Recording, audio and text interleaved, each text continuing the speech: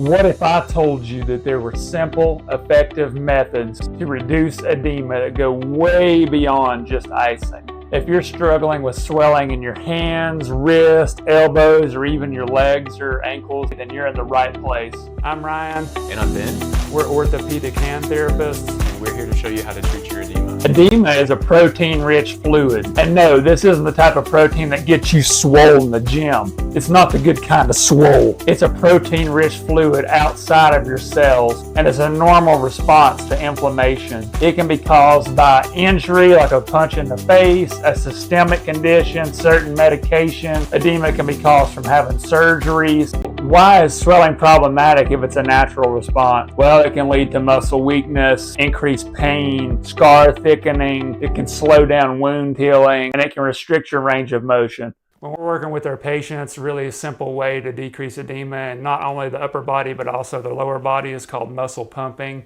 It's very simple. You repeat it about 20 times every hour. You open and close your hand, kind of pump your fist above your head, go up and down with it about 20 times every hour. Or if your swelling's in your feet or your ankles, you kind of pump your legs like this about 20 times every hour. Yeah, so a great thing that we can add to that is actually heat. So there's more and more research coming out that's telling us that heat before muscle pumping, before movement, is going to help increase blood flow, and it's going to help increase that lymphatic flow to help get the edema out of there. So just throw on some heat there for about 10 minutes. We don't want to overdo it because too much heat can increase swelling, but before muscle pumping, it's a great way to tackle it. One surprising thing that I've learned as I've become more experienced as a hand therapist is that ice is not always beneficial for decreasing edema. It's typically best 72 hours post like an acute injury. It's not so great for chronic edema such as lymphedema, post-surgical edema that's several weeks post-surgery. One thing that does work, and one thing we both use a lot in our treatments, is compression. So there's a lot of products out there. One of the big ones is compression gloves. If you've got swelling in the hand, in the wrist, fingers, those compression gloves are great. So compression helps to push the edema out of the areas it's not supposed to be in. It's one of those things where more compression is not better. We don't want to go super tight. The lymphatic system sits just below the skin. So we want to get enough pressure that we're moving that, but not so compressed that we're going to limit the lymphatics. So a few products. We've got the compression gloves. We've got what are called digisleeves, where we can get a little sleeve for the finger. Even cheaper and easier access is Coban. We can grab Coban, C-O-B-A-N. You've got it anywhere at the pharmacy, at your Walmart, to start to wrap the finger just lightly, and that's going to help to push the swelling out as well. If you've got swelling in your legs, another thing that we can use are compression stockings.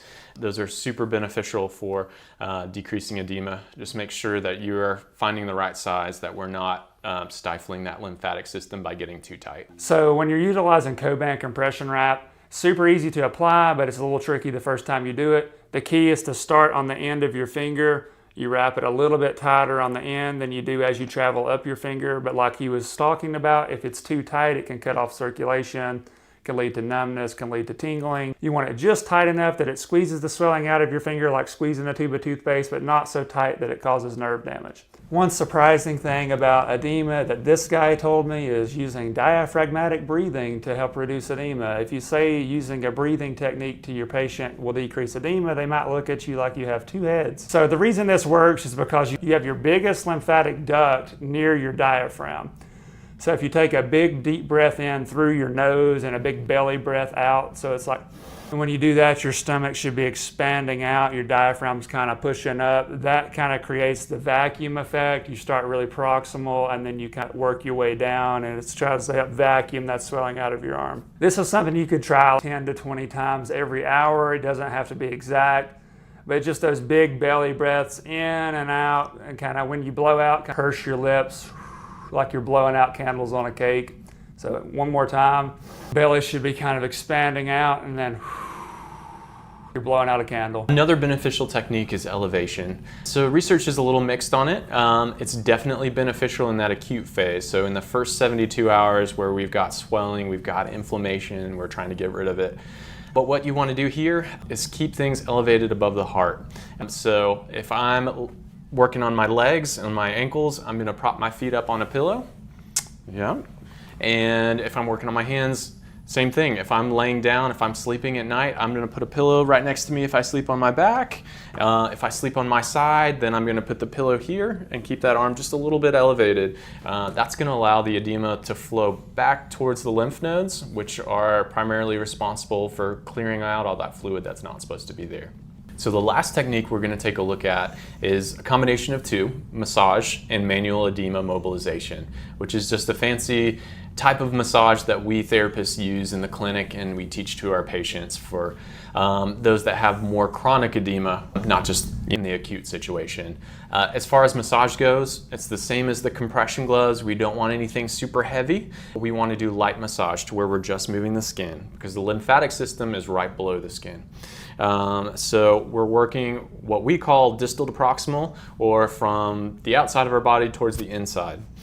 So what I'm going to do is I'm just going to pull the skin, if I'm dealing with edema here in my hand or my upper body, and pull it all back up towards the lymph nodes here in the underarm where they will hopefully clear then. Same thing with the leg. We're going here to the inguinal lymph nodes. So I'm going to massage here, pull the skin, and try to get it up in that area.